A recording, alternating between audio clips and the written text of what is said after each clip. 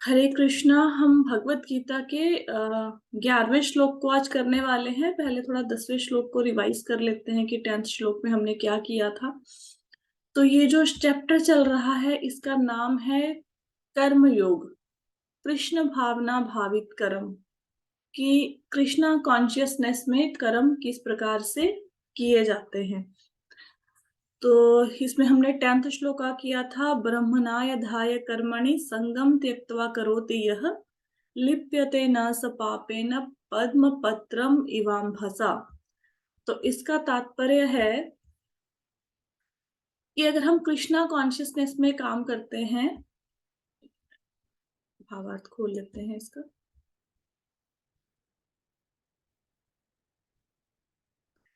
जो व्यक्ति कर्म फलों को परमेश्वर को समर्पित करके आसक्ति रहित होकर कर्म करता है वह पाप कर्मों से इसी प्रकार प्रभावित रहता है जिस प्रकार कमल पत्र जल से अस्पृश्य रहता है। कि जो व्यक्ति अपने कर्मों के फल को भगवान को समर्पित कर दे तो वो पाप कर्मों से भी मुक्त हो जाता है। पाप कर्मों से मुक्त कैसे हो जाता है? जैसे कमल होता है तो कमल कीचड़ में खिलता है, लेकिन कीचड़ का प्रभाव कमल के पत्ते के ऊपर नहीं पड़ता। कई बार आपने देखा होगा, पत्थर होता है, पत्थर के ऊपर पानी डालो, पानी डालते रहते हो और पत्थरों के ऊपर वो पानी टिकता नहीं है, वो वहां से चला जाता है। तो इसी प्रकार अगर कृष्णा कॉन्शियसनेस में कार्य करेंगे और अगर हमसे पाप कर्म भी हो जाए तो उसका प्रभाव नहीं पड़ता, पुण्य का भी प्रभाव नहीं पड़ता। इसका मतलब नहीं है कि हम लोग जानबूझ के पाप कर्म करेंगे, लेकिन हाँ, गलती से अगर कोई मतलब पाप हो गया तो उसका परिणाम हमें नहीं भुगतना पड़ेगा, क्योंकि हमने ये सोचा कि भगवान कृष्ण सारी वस्तुओं के स्वामी हैं, तो सब चीजें उनकी, तो हम उन्हीं की प्रसन्नता के लिए कार्य कर रहे हैं। अगर इस भावना के साथ कर्म करेंगे तो अच्छे और बुरे दोनों ही कर्मों का प्रभाव नहीं पड़ेगा। ये हमने 10th श्लोका में किया था। अब हम चलते हैं 11th श्लोका की तरफ।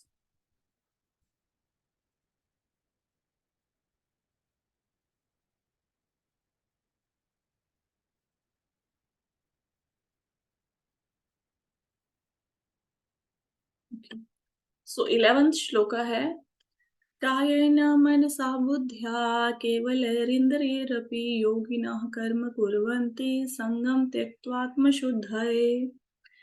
तो इसमें भगवान कहते हैं, भावार्थ, योगी जन आसक्ति रहित होकर शरीर मन बुद्धि तथा इंद्रियों के द्वारा भी केवल शुद्धि के लिए कर्म करते हैं। तो आसक्ति रहित होकर मतलब डिटैच्ड होकर, डिटैच्ड होकर शुद्धि के लिए कर्म करते हैं। इसका तात्पर्य क्या है? तात्पर्य पढ़ते हैं, तात्पर्य श्रील प्रभुपाद के द्वारा। श्रील प्रभुपाद की जय। जब कोई कृष्ण भावनामृत में कृष्ण की इंद्रिय तृप्ति के लिए शरीर मन बुद्धि अथवा इंद्रियों द्वारा कर्म करता है तो वह भौतिक कल्मश से मुक्त हो जाता है। कृष्ण भावना भावित व्यक्ति के कार्यों से कोई भौतिक फल प्रकट नहीं होता। तो जैसे हम संसार में कोई भी कार्य करते हैं तो उसके दो परिणाम होंगे, या अच्छा या बुरा। हम्म पाप लगेगा या पुण्य लगेगा। पाप लगेगा, क्या होगा? हम निम्न योनियों में गिर जाएंगे। इंसान की योनि नहीं मिलेगी, उससे नीचे वाली योनियां मिलेंगी हमें। और अच्छे कर्म करेंगे तो हम उच्च योनियों में भी जा सकते हैं, हम देवता भी बन सकते हैं। बुरे कर्म करेंगे नरक में चले जाएंगे। अच्छे कर्म करेंगे स्वर्ग में जा सकते हैं। लेकिन हालांकि भक्त का मनोरथ स्वर्ग या नरक, इन दोनों के ऊपर फोकस नहीं होना चाहिए। भक्त का मनोरथ ये होना चाहिए कि हमें भगवान के धाम में जाना है, क्योंकि अल्टीमेट गोल लाइफ का ये होना चाहिए कि जो बारंबार जन्म और मृत्यु हो रहा है इसके चक्कर को हमने समाप्त करना है। बार बार माता के गर्भ में नहीं आना है हमने। तो ये फोकस होना चाहिए। अगर हम भगवान कृष्ण की प्रसन्नता के बिना अपने लिए कार्य करते हैं, कोई बिजनेस शुरू कर लिया, प्रॉफिट होगा या लॉस होगा, दोनों में से एक होगी। स्टडी कर रहे हैं, अच्छे नंबर आएंगे या बुरे आएंगे, है ना कुछ दोनों में से एक ही होगा ना। तो वो जो कर्म फल है वो हमें हमारे सुख और दुख का कारण बनते हैं। ये कर्म फल ही है जो हमें बंधन में बांधते हैं, और ये कर्म फल मतलब कर्म का रिजल्ट ही है जो हमारे सुख और दुख का कारण बनता है। आपने कोई भी कार्य किया, आप जॉब पे जा रहे हो, आपने बहुत मेहनत करी, आपको प्रमोशन मिल गई, यू आर हैप्पी, आपके सुख का कारण है। आप जॉब पे जा रहे हो, आपने बहुत मेहनत करी लेकिन आपकी मेहनत को एक्नॉलेज नहीं किया गया, तो वो आपके दुःख का कारण बन जाएगा। घर में हाउसवाइफ है, उसने बहुत कुछ किया, मतलब सबकी प्रसन्नता के लिए, सबकी खुशी के लिए, लेकिन कोई उसके कार्यों से सैटिस्फाई नहीं है, तो शी विल बी सैड। और अगर उसने कार्य की उसको एक्नॉलेजमेंट मिलती है, तो she will be happy. Business किया, लॉस हो गया, दुखी हो जाएँगे, प्रॉफ़िट हो गया, खुश हो जाएँगे। तो यही हमारे सुख-दुःख का कारण है, लेकिन भक्त क्या सोचता है? भक्त ये सोचता है कि ये जो मैं बिज़नेस कर रहा हूँ, भगवान कृष्ण ने शरीर दिया और शरीर भगवान कृष्ण की सेवा के लिए। कर्म योग और भक्ति योग में क्या फ़र्क है? कर्म योग में हम कर्मों के फल को भगवान को अर्पित करते हैं, कर्मों के फल को। भक्ति योग क्या है? भक्ति योग में हम खुद को भगवान को समर्पित कर देते हैं। कार्यों को तो करना ही है लेकिन स्वयं को। पहले हमें कर्म योग में क्या लग रहा था? ये लगता था कि मैं बिज़नेस कर रहा हूँ, इसके रिज़ल्ट को मैं भगवान कृष्ण को देता हूँ। मैं जॉब कर रही हूँ, इसके रिज़ल्ट को मैं भगवान कृष्ण को देती हूँ। मैं हाउसवाइफ़ हूँ, जो मैं कार्य कर रही हूँ, उसके फलों को भगवान कृष्ण को देते हैं। मैंने एकादशी का फल व्रत रखा, अब इसके फल को मैं भगवान कृष्ण को समर्पित करता हूँ, तो कर्म योग हो गया ये। भक्ति योग क्या? भक्ति योग ये कि खुद को ही समर्पित करना कि मेरा शरीर, जब मेरा शरीर भी भगवान का है, तो मैं समर्पित करने वाला कौन होता हूँ? हुँ? जब शरीर ही भगवान ने दिया, बिज़नेस ही भगवान ने दिया, अब कोई इंसान किसी को जॉब पे रख ले, जॉब पे रख ले और बिज़नेस हो मालिक का और किसी को जॉब पे रखा। अब वो नौकर आके कहे कि भई ये आपके बिज़नेस में मुझे 2 लाख रुपए का प्रॉफ़िट हुआ, ये प्रॉफ़िट मैं आपको समर्पित करता हूँ, ये मैं आपको देता हूँ, ठीक है? इसमें समर्पण कहाँ से आया? बिज़नेस किसका था? मालिक का था। तो मालिक का था तो प्रॉफ़िट बाय डिफ़ॉल्ट मालिक का ही था। उसमें समर्पित करने वाली तो कोई बात है ही नहीं ना। अब जो चीज़ जिसकी है उसको ही दोगे, तो उसमें काहे का समर्पण? कोई समर्पण नहीं है, राइट? तो इसी प्रकार किसी के घर में गए, उनका फ्रिज खोल लिया घर में जाते ही, वहाँ से फ्रूट्स निकाल के उनको बोला लो जी ये हम आपके लिए फ्रूट लेके आए हैं। वो बोलेंगे हमारे ही फ्रिज में से तो निकालने हैं, आप खुद से क्या लेके आई हो? ये तो हमारे ही थे। तो भक्ति योग मतलब कि ये जो शरीर जिससे कर्म कर रहे हैं वो भी भगवान का ही दिया हुआ है और कार्य भी वही करा रहे हैं, कारण भी वही हैं। कार्य और कारण वही हैं। तो मेरा क्या? मेरा तो कुछ भी नहीं, तो मैं समर्पण करने वाला कौन हूँ? तो इस ईगो को भी खत्म कर देना कि मैंने कर्मफल को समर्पित किया। कृष्णस्तु हम अर्पणम कृष्णम क्या बोलते हैं? कृष्णम अर्पणमस्तु बोलते हैं, तो ये मैं करने वाला कौन हूँ? जब मेरा शरीर भी भगवान का, मेरी इंद्रियाँ भी भगवान की। अब कई बार हम लोग देखते हैं, डोनेशन देते हैं। डोनेशन देने के बाद बहुत कॉलर ऊपर हो जाता है कि मैंने डोनेशन दिया, मैंने इतना पैसा डोनेट कर दिया। अब अगर सपोज़ करो हमारा जो प्रॉफ़िट था दैट वाज़ 1 लाख रुपए। हुँ। अब 1 लाख रुपए में हम लोगों ने सपोज़ करो डोनेट कर दिया, 5100 रुपया डोनेट कर दिया, 11,000 डोनेट कर दिया, जो भी 1000 2000 जितना डोनेट किया। अब हम करने वाले कौन हैं? ये पैसा किसने दिया? भगवान ने। बिज़नेस किसने दिया? भगवान ने। तो भगवान ने मुझे 1 लाख रुपया दिया, बल्कि मैं 99,000 अपने पास रख के बैठा हूँ या बैठी हूँ और मैं सिर्फ़ 1000 डोनेट कर रहा हूँ। इनफैक्ट तो हम चोरी ही कर रहे हैं ना। किसी की दी हुई चीज़ का मेजर पोर्शन खुद के पास रख लिया और बहुत थोड़ा-सा अंश मात्र भगवान को दे दिया। तो ये उन्हीं का दिया हुआ था, हमने तो चोरी कर ली। हाँ? तो आइडली ये नहीं है कि सारा पैसा भगवान को ही देना है, घरवालों के लिए कुछ नहीं रखना, घरवालों के लिए भी रखना चाहिए। आपकी इमरजेंसी सिचुएशन में कोई ऐसी आपत्ति पड़ जाए कि आपको पैसे की ज़रूरत हो, उसके लिए सेविंग भी होनी चाहिए। अपने ऊपर भी खर्च करो, लेकिन you should donate a particular a fix amount every, मतलब एवरी मंथ जब तक हम कमा रहे हैं, जो भी है, एक पर्टिकुलर पार्ट भगवान को भी समर्पित करना चाहिए। हुँ। और वो पहले ही, जैसे ही कुछ भी हमें प्रॉफ़िट हुआ, कुछ भी सैलरी आया, पहले से वो पार्ट निकाल के रख दो। क्योंकि दान देने से धन की शुद्धि होती है। अगर दान नहीं देंगे तो धन शुद्ध नहीं होता। अगर इस जन्म में आपने देखा होगा कुछ लोग हैं बहुत अच्छा जीवन व्यतीत कर रहे हैं। अब मैं कुछ लोगों को देखती हूँ, बड़े अच्छे घर में नौकर-चाकर हैं, मेरे नोन में बहुत सारे हैं। तो उनको खाना बनाने की जरूरत नहीं पड़ती, वो मेड को ऑर्डर देते हैं, मेड खाना बना के जो भी उन्होंने खाना है वो ला के सामने रख देती है, बेड पे ही खाना आ जाता है और वहीं से मेड बर्तन भी उठा के ले जाती है। अब ये क्यों मिल रहा है? और कुछ लोगों को देखते हैं पूरा दिन घर पे काम करते हैं, मैं ऐसे लोगों को भी जानती हूँ, पूरा दिन घर में काम करेंगे, काम करते-करते खाने का टाइम ही कुछ नहीं है। 12 बजे ब्रेकफ़ास्ट हो रहा है, 1 बजे हो रहा है, 2 बजे हो रहा है, काम करते-करते पता ही नहीं लगा कि ब्रेकफ़ास्ट भी करना है, काम भी कर रहे हैं और खाने को ही नहीं मिल रहा तभी भी। तो ये किनको क्या मिल रहा है? ये पिछले जन्म के प्रारब्ध हैं हमारे। पिछले जन्म में जिसने पुण्य किया वो इस जन्म में उसको अच्छा फल मिल रहा है। अब जिसने पिछले जन्म में कुछ कमाया ही नहीं, वो इस जन्म में क्या भोग करेगा? अब इस जन्म में अगर आप सिर्फ़ ना इकट्ठा करते रहो, धन का संग्रह करते रहो, कुछ नहीं दिया किसी को, तो हम क्या इस लोक में ही हमें सुख नहीं मिलेगा, परलोक में क्या मिलना है? हालाँकि इस उद्देश्य से दान नहीं करना चाहिए कि इसके बदले में हमें पुण्य मिले या इसके बदले में हमारा दूसरा जन्म अच्छा हो जाए, लेकिन ना दान करने से, बिल्कुल ही ना दान करने से अच्छा है कि हम ये अगर फल की इच्छा से भी दान करते हैं, फिर भी अच्छा है। ना करने से सकाम कर्म करो तो भी अच्छा है।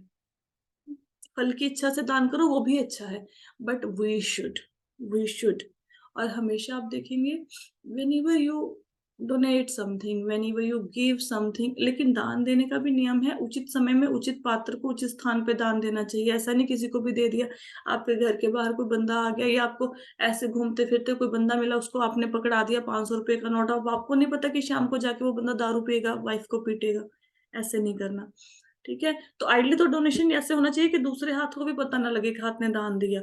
लेकिन फिर भी अगर वो भावना नहीं आ रही है तो कम से कम सकाम कर्म मान के ही दान करो, ज़रूर करो।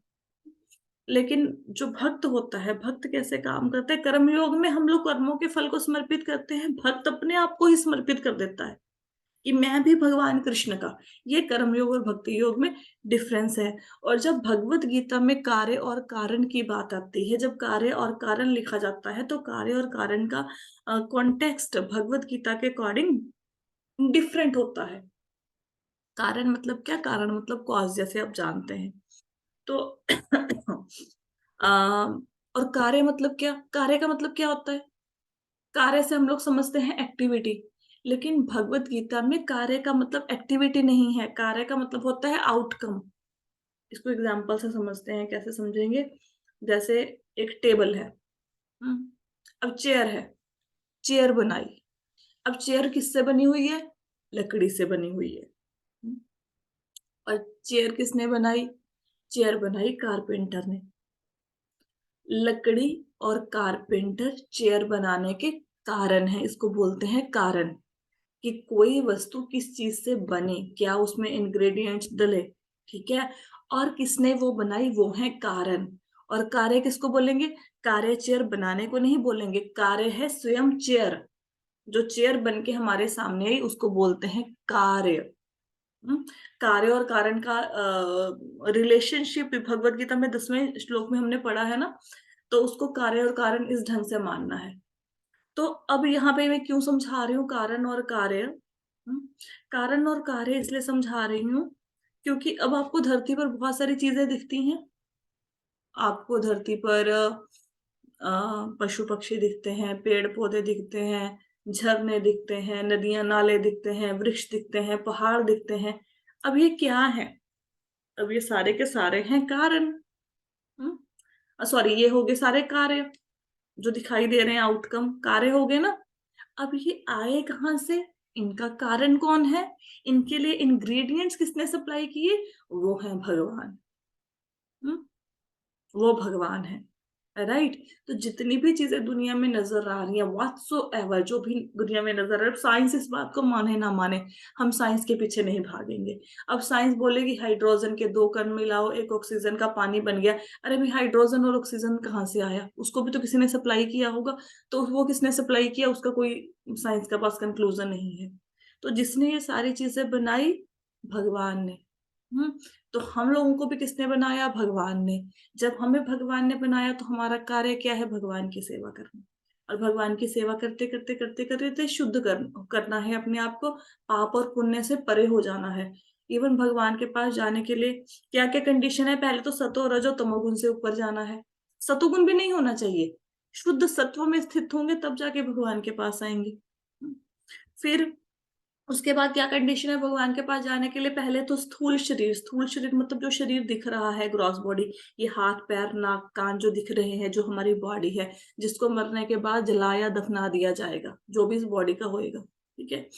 तो ये बॉडी होगी हमारी ग्रॉस बॉडी, इसका त्याग करना पड़ता है, फिर भगवान के पास जाएंगे। इस बॉडी से तो नहीं जा सकते, ठीक है। उसके बाद इस बॉडी के अंदर एक छोटी बॉडी होती है, सटल बॉडी। सटल बॉडी किससे बनती है? मन बुद्धि अहंकार से। उसको भी त्यागना है, फिर भगवान के पास जाएंगे, फिर हमें आध्यात्मिक शरीर प्राप्त होगा। हम्म?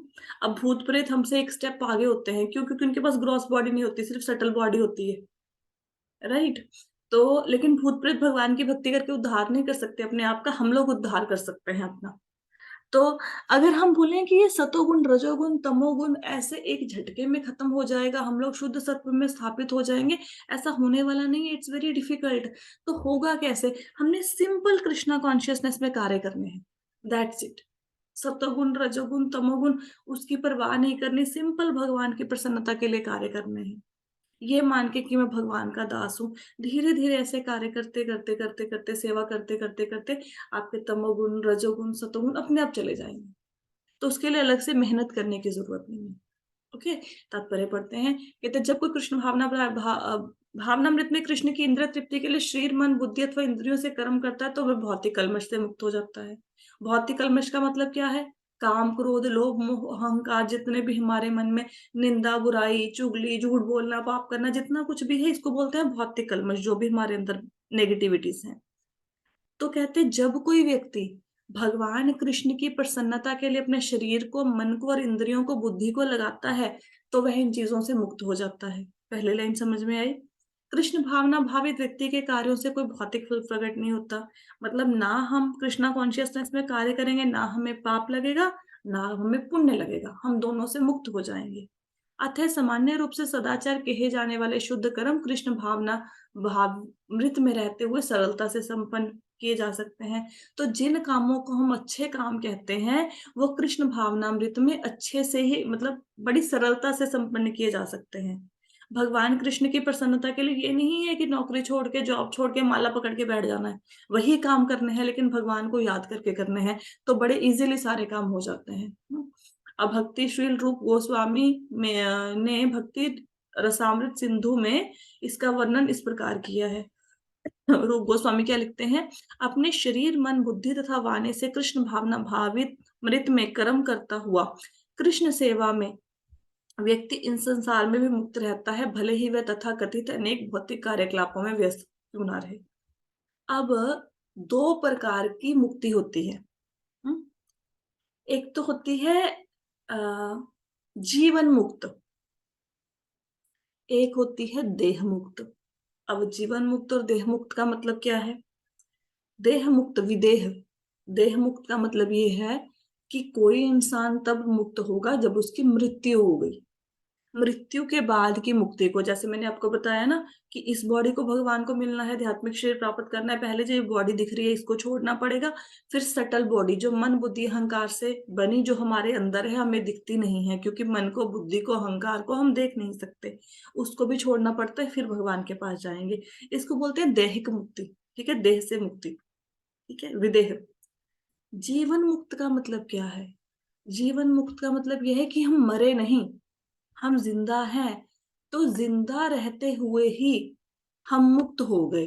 इसी जीवन में हम लोग मरे नहीं, जीते जी मुक्त हो गए, उसको बोलते हैं जीवन मुक्ति। ये मुक्ति कैसे मिलती है? जिंदा रहते रहते मुक्ति कैसे मिलती है? मुक्ति के लिए मृत्यु की प्रतीक्षा नहीं करनी कि मृत्यु आएगी 50 साल बाद, 60 साल बाद, 70 साल बाद, उसकी प्रतीक्षा नहीं करनी। जीते जी मुक्त हो सकते हैं। जीते जी कैसे मुक्त होंगे? अपने शरीर से भगवान कृष्ण की सेवा करी, काम कोई भी कर रहे हैं, बिजनेस में ही बैठे हैं, सामने क्लाइंट बैठे हैं, उसको डील कर रहे हैं, लेकिन मन में भगवान कृष्ण का स्मरण है। अर्जुन है, युद्ध कर रहा है, इधर से भी मार आ सकता है, उधर से भी मार आ सकता है, कोई उसको घायल भी कर सकता है। हम्म। सब जगह तलवार भालों सारे अस्त्रों शस्त्रों का शोर हो रहा है, अपने हैं जिनको मारना है, फिर भी मन में कौन है? भगवान कृष्ण। तो मन से भगवान कृष्ण का स्मरण कर रहा है, युद्ध करना नहीं छोड़ा वो उसने। तो भगवान ने ये नहीं कहा कि युद्ध छोड़ के चले जाओ जंगल में अर्जुन, नहीं। अर्जुन की तो 3 पत्नियां थी, वो तो हमसे भी बड़ा गृहस्थी था, हमारे तो एक पति एक पत्नी, उनकी तो 3 थी। वो तो प्रॉपर गृहस्थी है, उसको छोड़ने के लिए नहीं कहा। वो काम कर रहा है और काम करते करते मन से भगवान का स्मरण कर रहा है। शरीर मन को भगवान के अंदर रमाना। हम्म। अब जरूरी नहीं कि अब जैसे आप कहीं पे खड़े हैं, सपोज बस में सफर कर रहे हैं, अब सब लोग बैठे हैं वहां पे, ऐसा नहीं कि ऊंचे ऊंचे हरे कृष्ण हरे राम गाना शुरू कर दो। कर सकते हैं, उसमें भी कोई बुराई नहीं है, बाकी लोगों के कानों में जाएगा। लेकिन अगर आप ऐसा नहीं कर पा रहे, अगर आपके अंदर भगवान कृष्ण का हरे राम हरे कृष्ण चल रहा है, तो मन में तो भगवान का स्मरण चल रहा है ना। तो बस में खड़े होना भी आध्यात्मिक हो गया, बस में सफर करना भी आध्यात्मिक हो गया। बुद्धि को बुद्धि से हम लोग क्या सोचते हैं, फ्यूचर की प्लानिंग या पास्ट की, मतलब मनुष्य हमेशा 2 चीजों में उलझा हुआ है।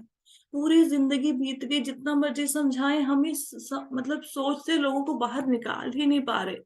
हमेशा या तो पास्ट की बातें याद करनी है, हमेशा मैं बचपन में ऐसा था, मेरा ऐसा बचपन भी था, ऐसे मेरी पढ़ाई लिखाई हुई, ऐसे मेरे फ्रेंड्स थे, ऐसे फिर हम लोग अलग हो गए। ये सारी बातें, उसने मुझे ये बोल दिया, उसने मुझे यहाँ पे ये तकलीफ दी, ये पास्ट की बातें सोच सोच के परेशान होते रहना। या फिर फ्यूचर की बातों को सोच सोच के टेंशन लेके रखना। ये हो गया तो इसके लिए मैं ये करूंगा, ये हो गया तो मेरे लिए ये करूंगा, इस चीज की सिक्योरिटी के लिए मुझे ये चाहिए, उस चीज की सिक्योरिटी के लिए ये चाहिए।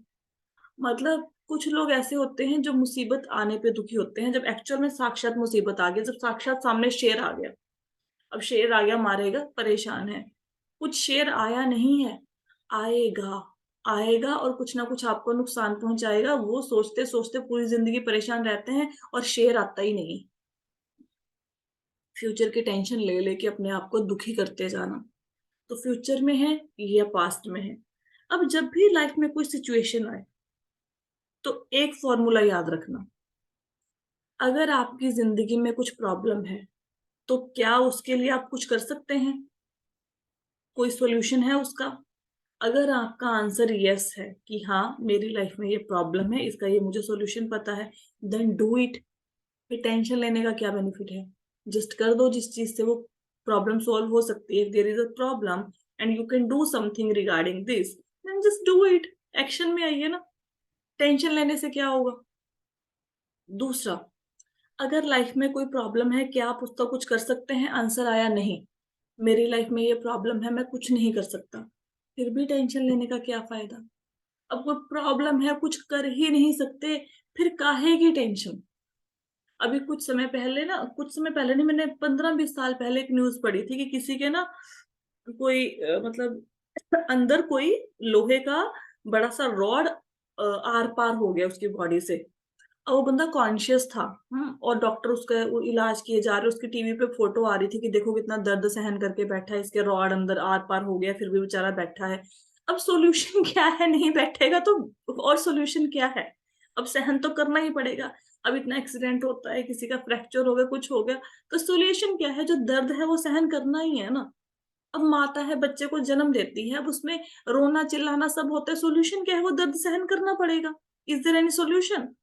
बहुत ज्यादा गर्मी है बाहर, 47 डिग्री पे टेम्परेचर पहुंचा हुआ है, क्या हल है? सहन करना पड़ेगा। अभी सर्दियां निकल के गई हैं, सर्दियों में हमारे यहाँ पे 3-4 डिग्री टेम्परेचर भी चला जाता है, तो सोल्यूशन क्या है? सहन करना पड़ेगा। सोल्यूशन, अगर आपके पास रजाई है तो रजाई ले लो, नहीं रजाई है तो बैठे हैं, फिर बैठना ही पड़ेगा। हल क्या है? कोई हल नहीं है, राइट? तो जीवन में जो भी कुछ आए, अगर कुछ कर सकते हैं उस सिचुएशन के लिए तो कीजिए, अगर कुछ नहीं कर सकते तो दिमाग खराब मत करो। अदरवाइज ये जो थॉट्स हैं, नेगेटिव थॉट्स आपकी पूरी एनर्जी को ले जाएंगे। और लाइफ ना कैसे बनती है? लाइफ वैसे बनती है जैसा आप अपने मन को ट्रेन कर देते हैं। अब कुछ लोगों के पास जब बैठेंगे ना, तो उनको ना नेगेटिव बातें करने में बड़ा मजा आता है। उनके साथ आप कोई नेगेटिव बात शुरू कर लो, अच्छा जी आप अपनी बहू से परेशान हो, हाँ मैं भी बड़ी परेशान हूँ, ऐसा करती है वैसा करती है। अच्छा तुम्हारी सास ऐसी है, मेरी सास भी ऐसी, उसने मेरे साथ ऐसा किया ऐसा किया। अच्छा तुम्हारे रिश्तेदार ऐसे हैं, मेरे भी रिश्तेदार ऐसे हैं, ऐसा हुआ वैसा हुआ। अच्छा आप भी बिजनेस से परेशान हो, मैं भी परेशान हूँ, ऐसा ऐसा हुआ। और उस कॉन्वर्सेशन में हमें 3-4-5 घंटे चले जाते हैं, हमें पता नहीं लगता चुगली करते हुए कि हमारे 5 घंटे चले गए। यही जब हम माला लेके बैठते हैं, तो सबसे पहले तो माला के मन के कितनी रहेगी कितनी रह गई, फिर घड़ी देखना शुरू कर देते हैं कब खत्म होगी। फिर ये कहते हैं चलो ठीक है खेड़ा छूटा, माला खत्म हुई। उस टाइम पे हमें समय का पता लगता है। क्यों? क्योंकि हमारा शरीर नेगेटिविटी का बवंडर बन गया है। ये नेगेटिविटी का टॉवर बन गया है। बना कैसे? क्योंकि जितनी भी हमारी उम्र है 30, 40, 50, 60, 70 पूरी ज़िंदगी तो नेगेटिव, नेगेटिव, नेगेटिव, नेगेटिव सोचते रहे। अब एक दिन में कहाँ से चेंजेज़ आ जाएँगे? नहीं चेंजेज़ आने वाले। हुँ? तो उसके लिए हमने कोशिश करनी है। कोशिश करनी है, एक दिन में चेंजेस नहीं आएँगे। अब किसी को गुस्सा आता है, पूर्व जन्म के पता नहीं क्या संस्कार हैं जिनकी वज़ह से गुस्सा आ रहा है। वो संस्कार एक दिन में थोड़ी ना वो बीत जाएँगे, बीज तो अंदर तक धँसे हुए हैं। कोशिश कीजिए। तो कोशिश कैसे करेंगे? अगर आपको पता है कि नेगेटिविटी से मैं अट्रैक्ट हो रहा हूँ, नेगेटिविटी मुझे बड़ा अट्रैक्ट करती है और मैं उस कन्वर्सेशन में घुस जाता हूँ या घुस जाती हूँ, तो ऐसे लोग जो नेगेटिव बातें करते हैं उनसे दूर रहिए। उनके साथ बैठने की ज़रूरत नहीं है, वो जीवन में आपको कोई पॉज़िटिव चीज़ नहीं देंगे। दूसरी बात, जो बंदे आपकी लाइफ़ में मैंने पहले भी बताया था जो डस्टबिन है उनको दूर कीजिए। डस्टबिन का मतलब क्या होता है? कांधा। कांधा मतलब क्या? आज मेरी हस्बैंड से लड़ाई हुई तो चलो फ्रेंड को उनको फ़ोन करके बताते हैं आज मेरी हस्बैंड से ये बात हो गई, ऐसी लड़ाई हो गई। अब वो 4 बातें और बताएगी, हाँ, हाँ, बहुत बुरा हो गया बहन तेरे साथ। अब वो उसके ऊपर घी डाल देगी और हमें लगेगा हम बड़े मतलब बेचारे हैं। तो डस्टबिन को दूर करो। क्यों सुनाना है? सुनाने से लोग कहते हैं दुःख घटता है लेकिन बढ़ जाएगा क्योंकि जिसको सुना रहे हैं उसका प्रोस्पेक्ट क्या है वो देखना बहुत ज़रूरी है। एक बंदे को आप दुःख सुनाते हो, आपकी हाँ में हाँ मिलाता है और आप और दुखी हो जाते हो, ऐसे बंदे को मत सुनाओ। किसी ऐसे इंसान के पास जाओ, आपको पूरा ज्ञान दे, "अरे भैया लड़ाई झगड़ा हो गया तो क्या बात है, घर-घर की कहानी है, कोई बात नहीं।" जो आपके हस्बैंड में अगर आप झगड़ा भी हुआ, तो आपके हस्बैंड की पॉजिटिव क्वालिटीज़ दिखा के आपको उनके प्रति पॉजिटिव करें। अब डिवोर्स थोड़ी ना ले लोगे। लड़ाई झगड़े तो हर घर में चलते हैं। अब हस्बैंड से नहीं बनती, बेटे से नहीं बनती, बेटी से नहीं बनती, बहू से नहीं बनती है, ठीक है, सास से नहीं बनती है, तो क्या घर छोड़ के चले जाएँगे? Is there any solution? There is no solution. तो अपने आप को कैसे स्ट्रॉन्ग करना है उस सिचुएशन को झेलने के लिए, उस चीज़ के ऊपर काम करो। रादर देन कि हम किसी ऐसे बंदे के पास चले जाएँ जो बोले कि हाँ, तुम बहुत दुखी हो, तुम सबसे बड़े दुनिया के बेचारे हो। ये डस्टबिन निकालो अपनी लाइफ से। नेगेटिव लोगों के पास बैठना बंद करो। मोस्टली मतलब क्योंकि मैं काउंसलिंग भी करती हूँ and I am doing it since so many years. लोग कहते हैं कि मैं अच्छी काउंसलर हूँ, आई डोंट नो कि मैं कैसी काउंसलर हूँ। मोस्टली अगर मैं फीमेल्स का देखती हूँ, तो फीमेल्स का सबसे बड़ी प्रॉब्लम ये है कि जब भी घर में कुछ हुआ, वो अपनी मदर को बताती हैं। अब मदर के क्योंकि अपनी बेटे के साथ इमोशनल अटैचमेंट है, तो वो कभी उसको आईना नहीं दिखाती, वो एक्चुअल में उसकी दर्द को और बढ़ा देती हैं और उसकी साइड ले लेती हैं। नहीं ये बहुत बहुत गलत है, तुम्हारे इन-लॉज़ को ऐसा नहीं करना चाहिए था, तुम्हारे हस्बैंड को ऐसा नहीं करना चाहिए था। हुँ? और ज़्यादा उस प्रॉब्लम को डीपर कर देते हैं। मतलब आप पहले से नेगेटिव थे, मदर से बात करी और आप और ज़्यादा नेगेटिव हो गए। फिर क्या होगा? फिर पूरा दिन उस नेगेटिविटी में जाता है।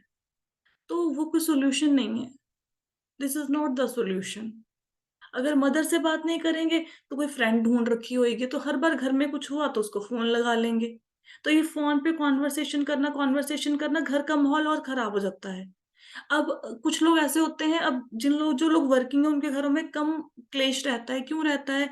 क्योंकि अगर कुछ हो भी गया उनको ये पता है जो मर्ज़ी घर में क्लेश डला 9 बजे जाके तो वहाँ पे रिपोर्टिंग देनी है मैंने स्कूल में, बैंक में, घर पे। फिर घर आए, घर के 36 काम करने हैं, कपड़े धोने हैं, बर्तन माँजने हैं, खाना बनाना है। कहाँ इतना टाइम है कि हम जाके किसी ऐसी फालतू की कन्वर्सेशन में फँसे। तो उनके पास टाइम ही नहीं लड़ने का, तो घर में क्लेश ही बहुत कम होते हैं क्योंकि शक्ल ही नहीं देखने को मिलती एक-दूसरे के साथ।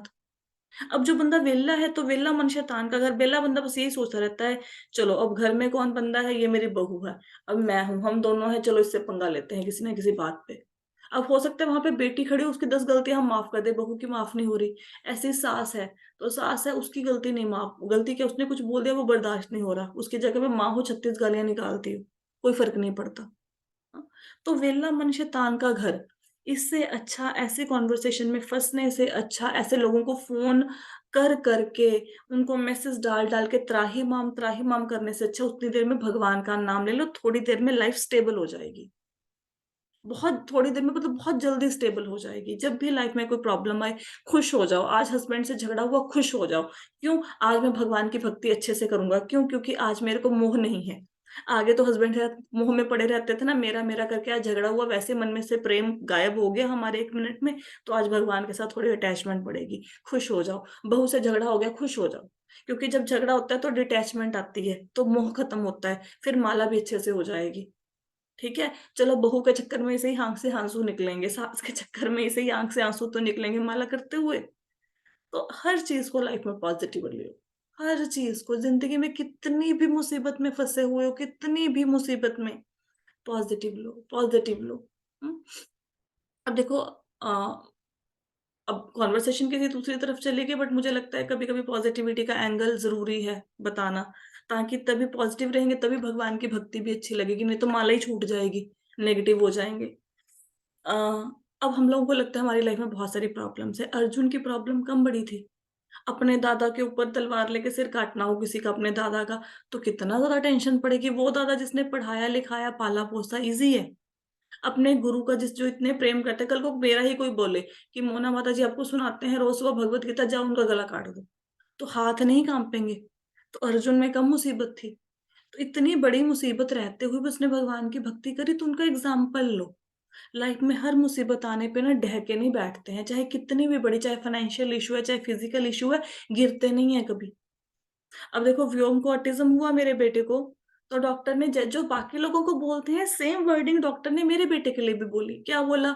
कि भाई ये कभी जिंदगी में नहीं बोल पाएगा, ओके, इसकी सेवा है, सेवा कर लो, इस बच्चे का कुछ नहीं हो सकता। और एक डॉक्टर ने नहीं, सैकड़ों डॉक्टरों ने मुझे यही बात बोली कि बच्चा ठीक नहीं होगा, इसकी सेवा कर लो।